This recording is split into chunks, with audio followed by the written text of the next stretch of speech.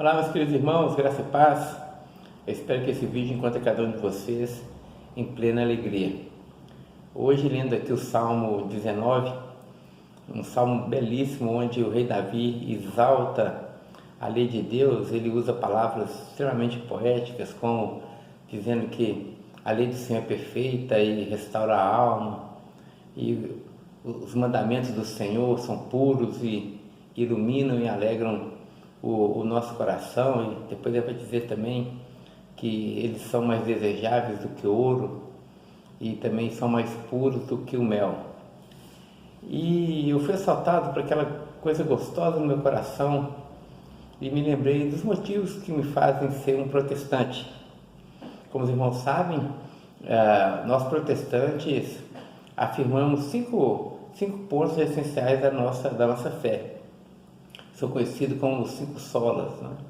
O sola Scriptura, sola Gratia, sola Fide, solus Christus e o soli Deo Gloria, ou seja, sola Scriptura, só as Escrituras, sola Gratia, somente a salvação pela graça, sola Fide, somente a fé em Jesus, solus Christus, somente Jesus, o centro de todas as coisas, e soli Deo Gloria, ou seja, todas as coisas se consumam em Cristo e existem por causa dele, a ele, portanto, toda a glória. E hoje eu gostaria de compartilhar com os irmãos um desses 5 pontos calvinistas, que é justamente o sola Scriptura, ou seja, somente as Escrituras. E eu gostaria de compartilhar com os irmãos o motivo que nos faz afirmar as Escrituras como a nossa única regra de fé e de prática. Bom, o primeiro motivo, bastante óbvio, é porque nós cristãos acreditamos que as Escrituras, de fato, elas devem ser a baliza, o norte de tudo aquilo que a gente faz, da forma como nós reagimos diante da vida e como nós interpretamos a nossa realidade. Sem dúvida alguma, irmãos, as Escrituras são a fonte da nossa sabedoria diante das questões mais fundamentais da nossa existência. Por exemplo, se você quer saber como você deve criar os seus filhos, tudo bem, você pode ouvir um psicólogo, você pode ouvir um pedagogo, mas você também precisa de ouvir e filtrar todos esses ensinamentos a partir da sabedoria das Escrituras.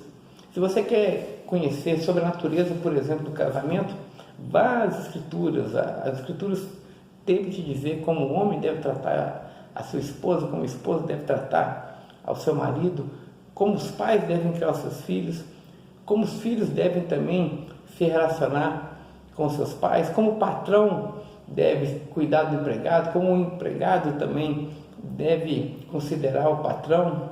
Ou seja, a palavra de Deus, as Escrituras, elas realmente nos dão sabedoria para viver aqui e agora.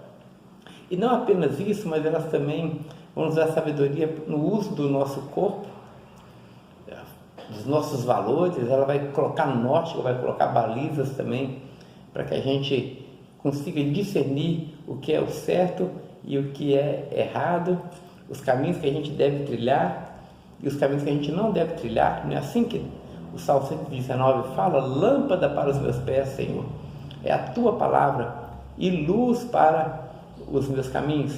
Então a palavra de Deus também nos dá esse norte, esse terreno firme sobre o qual os nossos pés podem caminhar com plena segurança.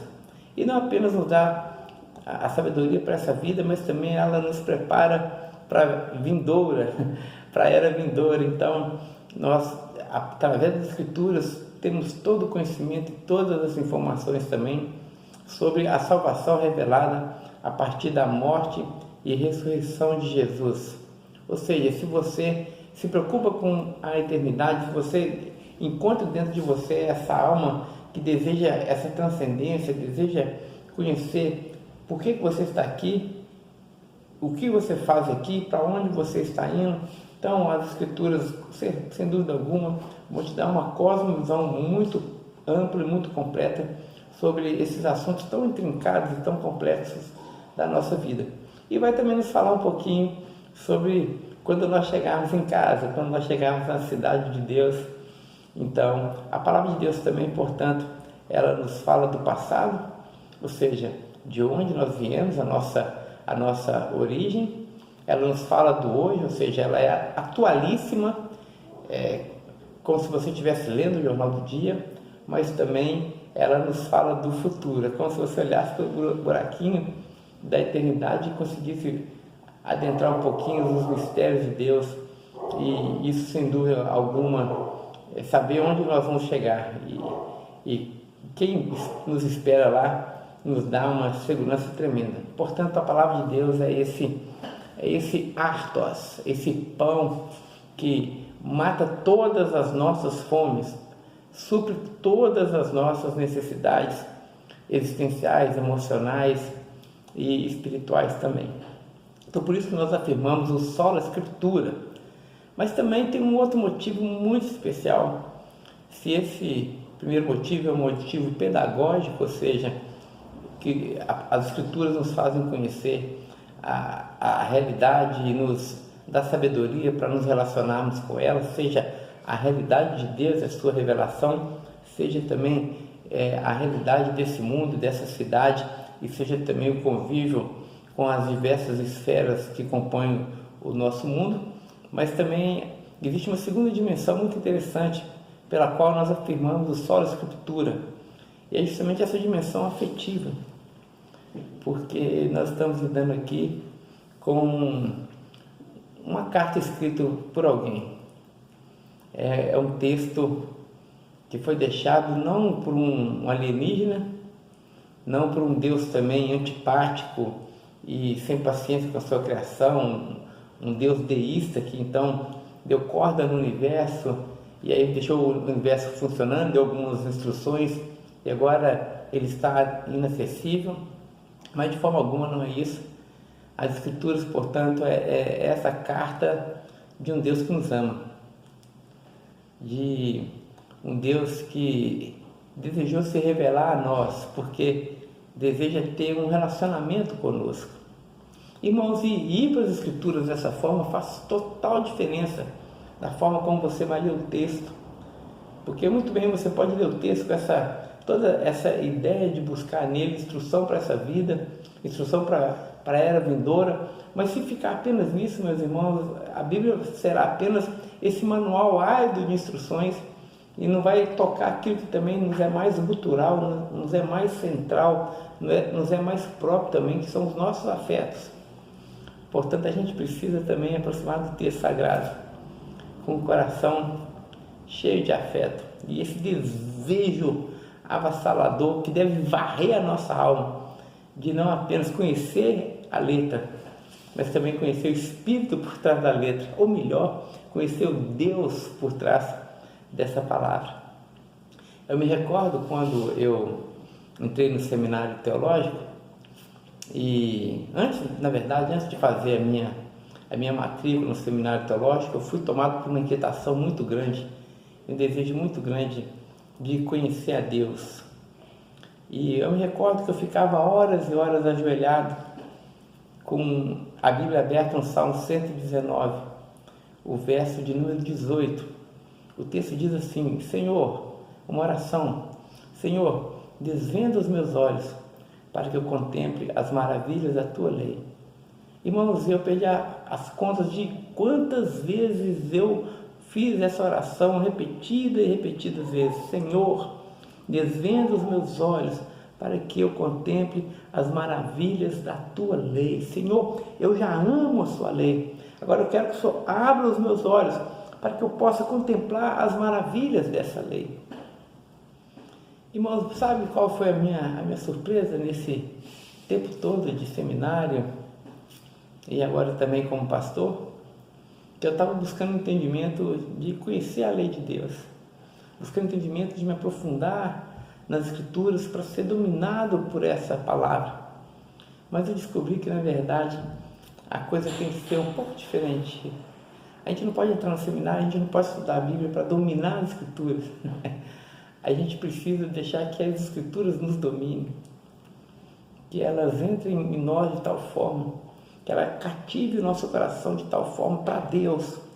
E assim a gente descubro de fato que toda a essência da palavra de Deus nos leva para um único alvo, para um único objetivo, que é amar e glorificar o nosso Criador. Porque quando nós amamos ao Criador, ao autor desse livro, ao autor dessas santas letras, aí nós vamos ler as Escrituras, não mais como um manual de instruções, mas agora como uma belíssima carta de amor. Eu me lembro, permita aqui uma historinha bem pessoal, que quando eu namorava minha esposa, Viviane, a gente tinha um hábito de namorar o dia todo, né? Todo domingo, né? Todo domingo a gente encontrava, a gente ficava a tarde toda, até as 10 horas da noite, nos encontrávamos uma vez só por semana, mas nesse dia a gente ficava o máximo que a gente podia. E como durante a semana a gente não iria se encontrar, então geralmente no final do nosso encontro a gente escrevia cartinha um para o outro. E a Viviane então, no final do encontro, despedindo na porta, 10 horas, tinha ido embora 10 horas, né? E aí, ali no elevador, ela falava, olha, toma essa cartinha, e agora quando você chegar em casa, aí você vai ler o que eu escrevi para você. Muito bem, eu pegava a cartinha, entrava no elevador com o coração, já com saudade, e aí ia a pé até o ponto de ônibus, andava uns 2 quilômetros, entrava no ônibus com aquela curiosidade, e aqui vai vou confessar para os irmãos aqui uma falta, né? Eu não conseguia nunca chegar em casa sem ler a cartinha. Eu lia no ônibus, lia 2, 3 vezes no ônibus a cartinha.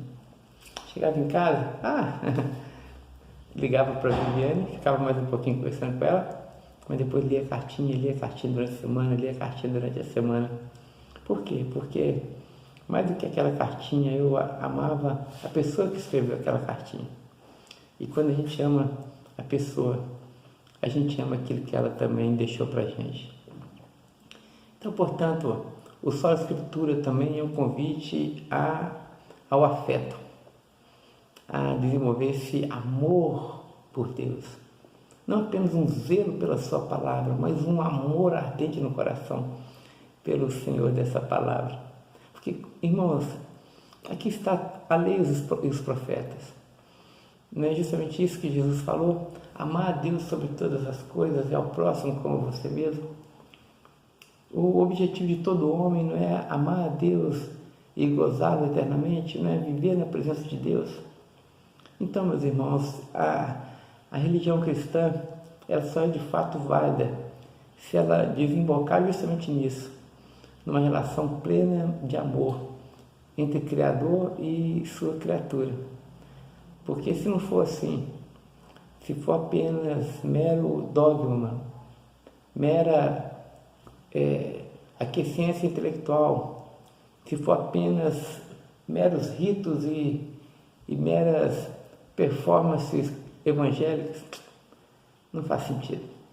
Então, cuide do seu coração, para que você de fato seja um protestante e possa afirmar de forma muito sólida e muito verdadeira o Sola Escritura, porque você não apenas conhece a lei de Deus, mas muito mais do que isso, você conhece e ama o Senhor dessa lei.